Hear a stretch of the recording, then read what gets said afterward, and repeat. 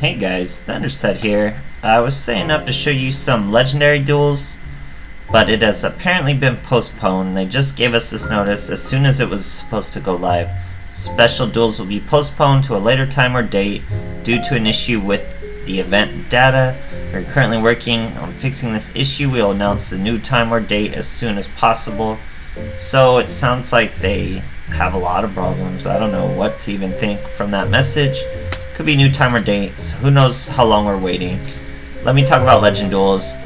The idea behind it is to make like ace cards, signature cards of duelists required in decks to make it a little fresher meta. Looking at the regulations, let me move to the side here. We'll look at the regulations. It does nothing. It virtually, literally does nothing. So Yami Yugi can still run a full Dark Magician set. He'll match everything he needs for it. He can use Magician's Navigation as one of his required. He just needs 3 here. You already used 3 Magician's Robe and required his Dark Magician. You're already using that 100%. So he's untouched virtually. Let's see. And then Kaiba can use full Blue Eyes set, no problem. He even gets Spirit of White, and he can use Econ as one of his required. So, you know, he's crazy too. Joey can use full Red Eyes Fusion. He even gets Insight as one of his required. So, you know, all the meta's still there. You still have Dark Magician, you still have Blue Eyes, you still have Red Eyes, and guess who else you still have in a big way? Of course, Neos is. You can play Quacky Neos and it'd be no problem. All you need are 3 of these cards. You have 5 of them in any Neos deck. Literally 5 of them in any Neos deck. All you need is the Neos. Every Neos deck is going to be playable in Legendary Duels. So what's going to be different? We're not going to have Metaphys or Subterror. Like, that's literally the only difference. But anyway, so what I was trying to do, I was trying to make a little more interesting of a legendary deck. So I made a Weevil deck that meets all the requirements he needs. So the requirements we're matching here.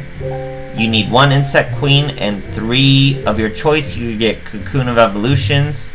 We're choosing with our 3 Insect Intimidation.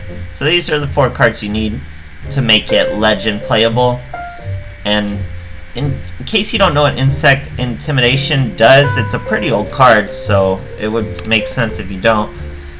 Tribute 1 monster, special summon 1 insect type monster from your deck whose level is 1 level higher than the tributed monster. So how are we making use of this? Well, our required Insect Queen is level 7, and the much better Metamorphosed Insect Queen, who's way stronger, is also level 7. She's 2800. At the end of each end phase, she'll summon a token that's an insect. When there's another insect on the field, she can't be targeted. Pretty strong. She is nowhere near as good. She can't attack unless you tribute another insect. When she kills a monster, she summons an insect. Other than that, she's not very strong. So, how do we summon these girls with our Insect Intimidation? Well, we use level 6 monsters. And what kind of level 6 monsters do we have? Ones that are really easy to summon. So we have Cerberus. He's a level 6. We can normal summon and immediately go into an Insect Intimidation. And we have Laval Lancelord, who is also a level 6, who we can normal summon. He will destroy himself in the end phase. But we use Insect Intimidation. We tribute him. He doesn't even live to see the end phase, so we're all good. We also have Hammer Bouncer. If your opponent controls a card and you control no cards, you can normal summon this card without tributing, gets his full attack. And he also has a pretty decent second effect. If this card attacks an opponent's monster, as long as you control no spell or trap cards, your opponent cannot activate any spell or trap cards until the end of the damage phase. It's really good against making people blow their world legacies really fast because they can't wait till the damage phase to get it to negate an attack as well. So it stops that super annoying card. And then we have the 1 copy of the Fiend Mega Cypher. I used to love this card when it was brand new. It's my first prismatic, as you can see. If your opponent controls at least 2 more monsters than you do, you can special summon this card from your hand That's probably the rarest and hardest condition to meet of them all. So, you know, it gets out there. And on top of that, we're running 2 Cosmic Cyclone, 3 Wall of D. I'm considering more Cosmic Cyclone just for the Sub-Terror matchup. They are everywhere. You Cosmic Cyclone away their final battle and they lose and you win. And it's just that easy, guys. So, you know, this deck will do better in... Sorry, I'm messing with the camera. This deck will do better in Legendary Duels when we're not getting Sub-Terror and stuff right now. But you're still going to run into plenty of meta. You're still going to run into Quackimiro Neos. You're still going to run into Blue Eyes. You're still going to run into Dark Magician. You're still going to run into Red Eyes. They're all going to be untouched, virtually. Virtually untouched, guys. So maybe that's why they're getting rid of Legend Duels. Because it's just not really doing anything in it at the moment. They got to make it a little more specific or something. Harder to match or something. But I hope you enjoyed these non-Legend Duel replays since we're postponed, and thanks for watching, guys. So yeah, like I was just ranting, Legend Duels are a fantastic idea. I love the idea behind Legend Duels. It's a $1 million idea. Other card games do it. Structure decks are kind of trying to do it. A permanent Legend bracket would be amazing, but it's got to be strict. It's got to be so much more strict. Because as of right now, it's a joke. Like, full meta Neos decks are out there. Full meta Blue Eyes. They don't have to change a thing. So here, we're able to normal summon our Hammer Bouncer because he has his field spell. So he needs they need to control a card. We normal summon him. Get off our Insect Queen first turn. That means she's untargetable. We also have a Cosmic Cyclone for all those survival of the fittest we know he has. He normal summons a Cabazals, or Cabazals. We Cosmic Cyclone, we hit the Survival's End because we're super lucky. He sells another face down. We summon our others, swing into him, no response. Still have the Wall of D protecting us, get more bugs on the field. He's gonna normal summon another Cabazals. Cabazal? How do you say that name? Cabazals. Very weird. So he's just picking at our little bugs. We don't really care. Now we get to normal summon our Mega Fiend Cyber with one of the bugs. Now that's something he can finally target. Gets to use that econ. We still hurt him pretty bad, so we don't care. He's gonna Shield Crush our Mega Cyber. That's okay too. We get another bug because of our Queen. He realizes there's nothing he can do because he probably needed to target us, and that's that, guys. So this deck does what it does consistently. You kind of have to play smart with your Metamorphosis Insect Queen. You gotta wait till she's untargetable most of the time before you want to really swing recklessly with her. So it goes pretty well. Here we're going second, fighting a Loomis and Umbra. I want to say it's Sub-Terrors, but I'm not sure at this point. We get a Hammer Bouncer, Cerberus, and a Mecha Fiend Cyber with a Wall of D.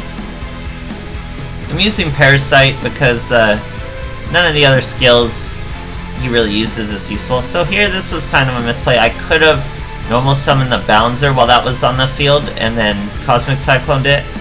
But he might have been able to chain it, who knows. Or no, he wouldn't have been able to at all. It's a Master Spellbook. So I could have normal summoned him, then Cosmic Cycloned it, then set and swung for more damage, but we still have the Cerberus to swing. He is a spellbook who has bricked. He's trying to unbrick with Library of the Crescent. He did not unbrick. Now we're gonna normal summon our Bouncer, swing for a little more damage. See, if we normal summon the Bouncer last turn, it would have been fine. But I for sure thought it'd be Sub-Terror with something to answer. Here he finally gets a Spellbook of Eternity. That means he can get his combo started. He's going to do the whole slow book special for us here. Getting a Fade out. Getting another Blue Boy. All that good stuff. He's going to Fate our Bouncer. Poor Bouncer. He's going to use Spellbook of Power. I'm going to get rid of this Wall of D. Just to make sure our Bouncer is coming out raw, because you can't control cards to summon him. So he probably didn't know he had massive delays there, but that's Bowser's second effect. If he's attacking a monster and you have no spell or trap cards, they can't activate. He's like ancient gear, they can't activate anything. So he had massive delays he was waiting on. He probably just didn't anticipate Hammer Bowser's second effect. So you don't even need your Insect Queen when you got pretty good monsters who will just come out and swing for you guys. Pretty cool. So of course, Subterrors are going to be everywhere. Even after Mass Tribute is taken care of in any way, shape, or form, Subterrors are still going to be everywhere, so we got to start playing around them. How am I playing around Subterrors? Cosmic Cyclone. I want 3 Cosmic Cyclones in this deck just for Subterrors. Maybe remove my Mega Fiend Cyber. I just have a bias for him. I just really like him. So here, as you can see, we're fighting a Subterror. His attack and defense equal 4,000, so he's able to be searched with Card of the Soul. But we have our Cosmic Cyclone. We have to hope he sets 1 spell card so we don't have to aim. He uses Mass Tribute to set his Staigo, but he set 2. That's a problem for us. We don't want to miss with our 1 Cosmic Cyclone. So we're going to normal summon our Lancelord, use Intimidation. Now, I know he has Final Battle down there. I want him to show, we'll take a little bit of damage when he uses its effect to buff this guy up to 4,000 defense. We'll take a little bit of damage, but we'll know exactly which one is the Final Battle. It's the second one. We're going to take a little bit of damage, pay a little more damage. He activates his own effect. It is not optional when he flips, so he has to kill his own Treacherous Trap Hole. Fantastic news for us. We wouldn't have been targetable anyway, but still a great play. Now, we pay the 1,000, we hit the Final Battle. He's got no cards in hand, no cards in the field. We're not scared of his 1,400 defense, or his 2,600 defense, 1,400 attack. He gets another Umastrix off with their flip effects, but what is he going to do? You can't target our boy, so you can't banish him, you can't do anything, guys. Non-targeting is a strong effect, it's just like Hazy. 2,800 is not strong enough. Obviously, you got Blue Eyes, you got other things that are bigger. So that's a little weakness of this deck. So you're kind of really leaning on Wall D to get over those super big monsters. You're really leaning on Cosmic Cyclone to get over Subterrors. But in theory, this deck isn't even supposed to be playing those. We're supposed to just be worried about Blue Eyes and Red Eyes and Neos. But other than that, it's a pretty cool little deck. Intimidation is something I've played with before. It's a little interesting card, but by the time I'm uploading this video, there might still be legendary duels going on, so we'll see how it goes. I hope you guys enjoyed the replays, and thanks for watching as always.